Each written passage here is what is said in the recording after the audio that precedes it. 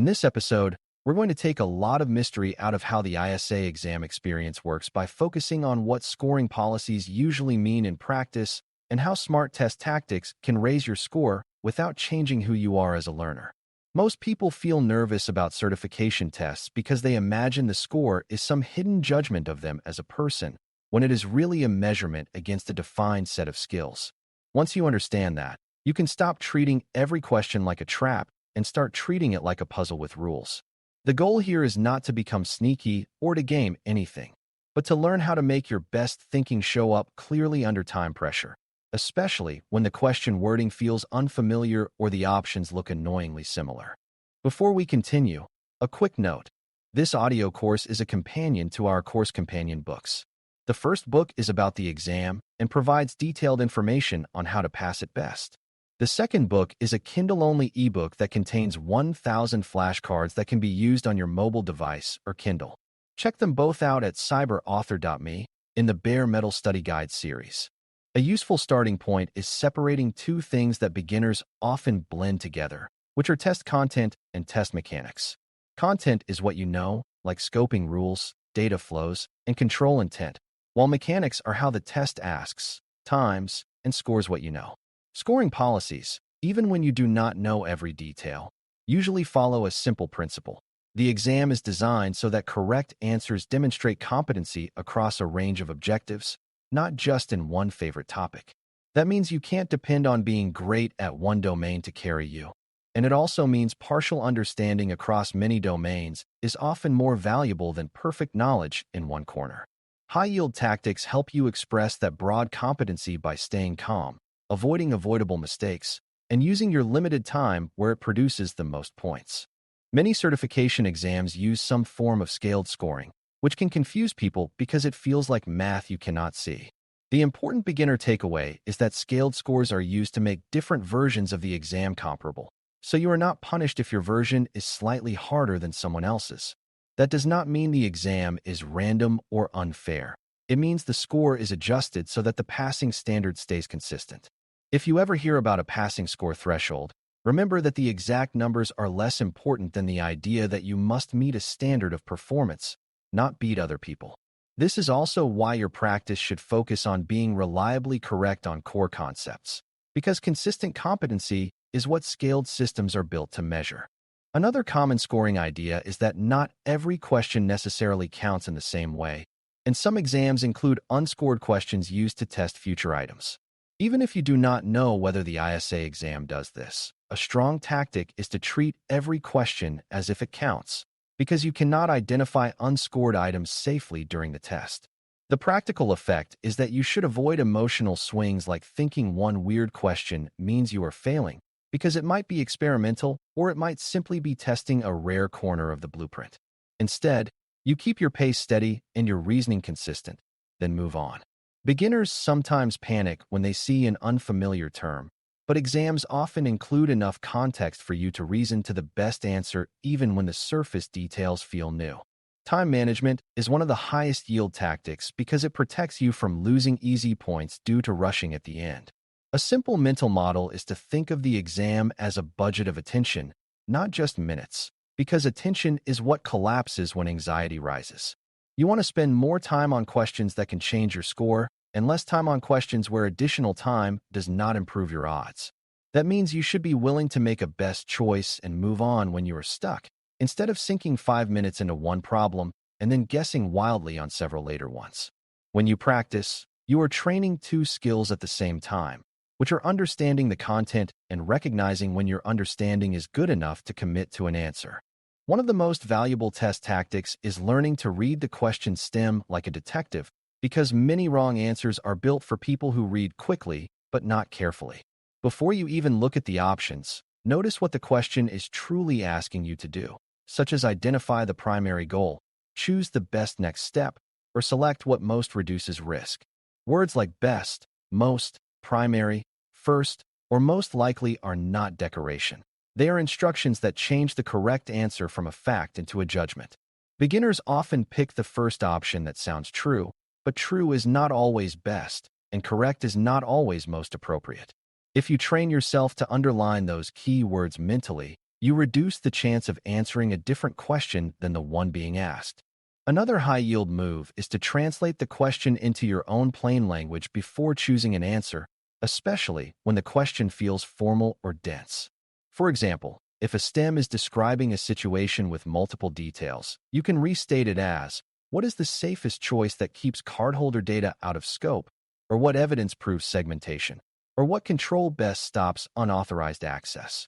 This translation step is powerful because it strips away distracting background facts that are there to test focus. It also helps you notice when the question is really about scope boundaries, responsibility boundaries, or data location, which are recurring themes in PCI work. When you can name the theme, you can predict what a good answer must include and quickly eliminate options that ignore that theme. Elimination is a scoring-friendly tactic because it turns one hard question into several easy decisions. Instead of hunting for the perfect answer immediately, you look for options that are clearly wrong because they violate a rule, ignore the question's keyword, or propose something unrelated to the objective. In payment security questions, wrong answers often fail in predictable ways, like confusing encryption with access control, or treating policy statements as if they are technical proof, or acting as if a service provider automatically takes full responsibility. Each time you eliminate an option, you increase your odds even if you eventually guess, and you also keep your brain from feeling trapped. Beginners sometimes feel elimination is cheating, but it is actually what good reasoning looks like when the exam gives you multiple choices. When two options seem close, the highest yield tactic is to compare them against the question's constraint rather than against each other's buzzwords. If the question asks for the first action, you favor the option that establishes clarity or scope before the option that starts implementing controls. If the question asks for what most reduces risk, you favor the option that addresses the real threat path rather than the one that sounds impressive. If the question asks for what best demonstrates compliance, you favor evidence and validation rather than intentions and promises. These comparisons are about aligning with the exam's logic, not about memorizing a magic phrase. The more you practice this alignment, the more confident you become when the test tries to distract you with options that are technically true, but not the best answer to that specific question. Another area where beginners lose points is changing answers without a strong reason, because anxiety makes people second-guess correct choices. A safer approach is to change an answer only when you can name a concrete mistake you made, like misreading best as true, overlooking the word not, or confusing scope with environment. If you cannot name a specific reason, your first answer is often based on your best instinct and training, and that instinct is valuable. This does not mean you never change answers, because sometimes you truly catch an error, but it means you avoid emotional answer flipping. In practice tests, pay attention to when you change answers and whether those changes help or hurt, because that pattern teaches you how your mind behaves under pressure. High-yield tactics also include handling long scenario questions without drowning in details. The key is to identify the decision point, which is the one fact that makes the answer different, such as where account data is stored, where it flows, who manages a component, or whether segmentation is actually validated. Many scenario stems include extra facts that are realistic but not decisive, and beginners often treat every detail as equally important.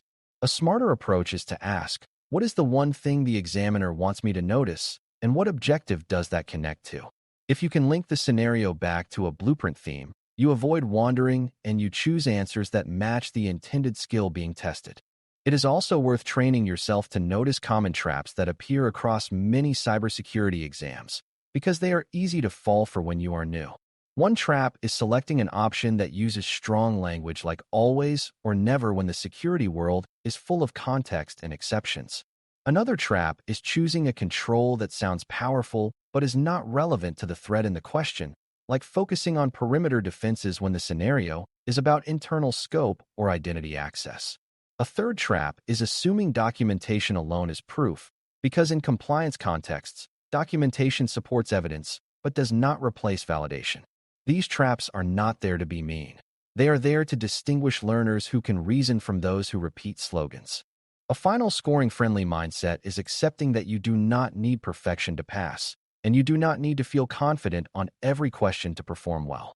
The test is designed to include questions that make even prepared learners pause, because that is how it measures depth and judgment. Your job is to keep earning points steadily by being very strong on the core concepts and reasonably competent on the rest, while avoiding the big errors that come from rushing or misreading. If you get stuck, you rely on elimination, on aligning with keywords, and on choosing the option that best matches control intent and risk reduction. Over time, these tactics stop feeling like tricks and start feeling like calm habits that protect your score. By the end of this lesson, the big takeaway is that exam performance is a skill you can practice, separate from your general intelligence or your identity as a student. Scoring policies exist to measure competency fairly across different test versions, and the best response is to build consistent understanding and consistent habits, not to chase secret shortcuts. High-yield test tactics are really just ways of thinking clearly under pressure, reading for keywords, translating stems, eliminating wrong options, managing time, and changing answers only with a reason. When you combine those habits with steady study of the blueprint topics, you walk into the exam expecting tough questions but trusting your process, and that trust is what turns preparation into points on test day. Thanks for listening. For more audio courses, daily newsletters, and more, please visit baremetalcyber.com.